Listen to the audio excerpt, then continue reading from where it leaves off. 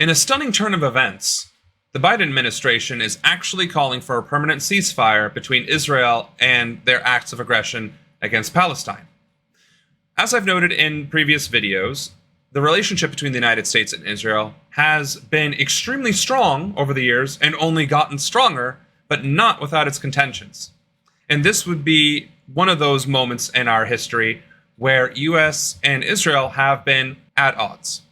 Now, what this demand from the Biden administration does not include is an accusation or a condemnation of Israel's actions and being called genocide. These things matter. It is important to use the right words and to hold other entities accountable for utilizing those words and putting them to practice. Israel has been committing acts of genocide against Palestine. They have been committing acts of apartheid against Palestine.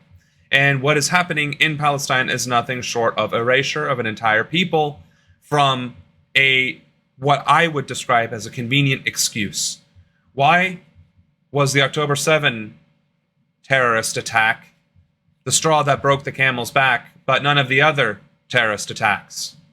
But we won't get into the geopolitical region there. We are going to stick to the administration's suggestion. To that end, check it out with me here.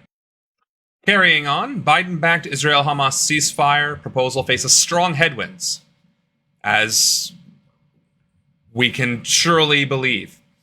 In a White House address, President Joe Biden on Friday said Israel's offensive in Gaza had degraded Hamas to the point that it could no longer carry out another sweeping terror attack on Israel, and declared it was time to set a course for enduring peace by reaching a ceasefire deal. It's time for this war to end, for the day after to begin, Biden said, before outlining the contours of a three-phase plan he said was a comprehensive new proposal crafted by Israel. But later in the same speech, Biden seemed to acknowledge that even though Israel had authored the plan, its leadership's commitment to its terms was not a foregone conclusion. I know there are those in Israel who will not agree with this plan and who will call for the war to continue indefinitely. Some are in the government coalition. Well, I've urged the nation of Israel to stand behind this deal despite whatever pressure comes. The president also called on Hamas to accept the proposal.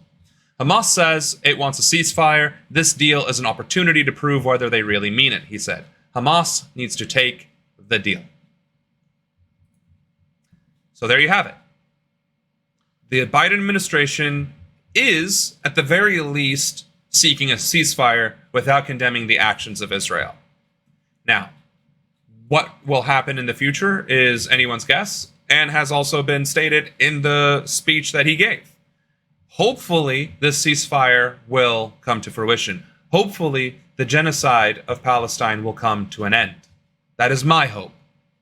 But in addition to that hope, it is my desire to see accountability of the Israeli government and leaders who called for this action and engaged in this action unceasing, violating international law and ignoring the ICC, be held accountable.